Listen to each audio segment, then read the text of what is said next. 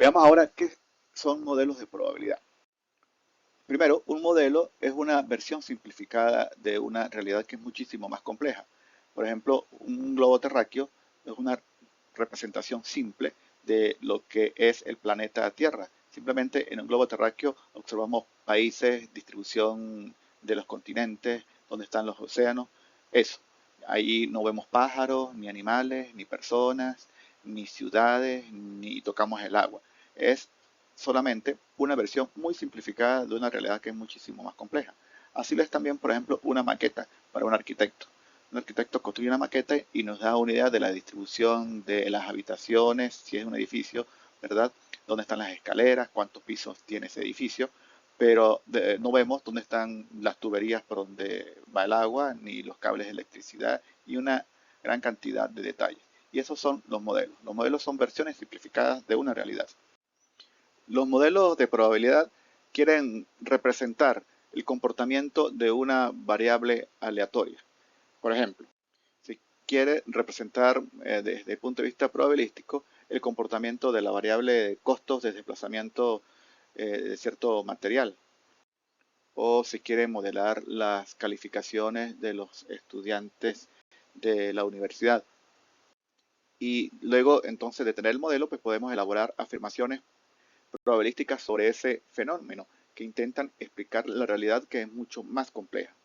Estos modelos generalmente se expresan de forma matemática, ¿no? Entonces, los modelos son intentos de aproximación a la realidad y por tanto pues tendrán limitaciones y también deben cumplir ciertos supuestos para poderlos utilizar.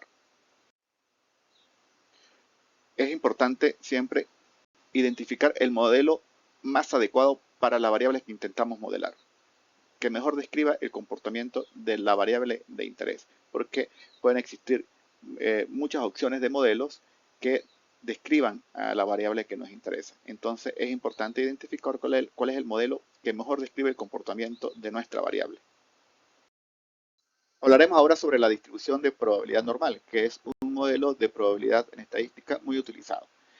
La distribución normal es usada para representar el comportamiento de variables aleatorias que son continuas. Como ya mencionamos, es la distribución de probabilidad más empleada en estadística. Veamos su forma, la forma de su curva. Como se observa, la curva tiene forma acampanada, tiene un solo pico que está en el centro de la distribución. Además, la distribución normal es simétrica respecto a su media. Pues es simétrica porque el lado derecho, ¿verdad? Después de la media, es el espejo del lado izquierdo. Entonces, un lado es el espejo del otro, por lo tanto, la distribución normal es simétrica respecto de su media. Además, por la simetría, la media, mediana y moda de la distribución, pues van a ser iguales, van a coincidir. La moda es el valor que tiene la mayor frecuencia, entonces está aquí justo donde está la media, y la mediana es el valor que me divide a la distribución de datos en dos partes iguales, que es lo que se está observando en la curva. Esto ocurre siempre en distribuciones simétricas y la distribución normal es simétrica.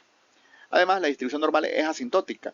La curva cada vez se acerca más al eje X, pero nunca llega a tocarlo. Esto es lo que quiere decir, la cola de la distribución se acerca muchísimo al eje X, pero nunca lo toca. Eso ocurre por el lado derecho de la curva y por la cola izquierda de la curva. Se va acercando cada vez más al eje X, pero nunca llega a tocarlo.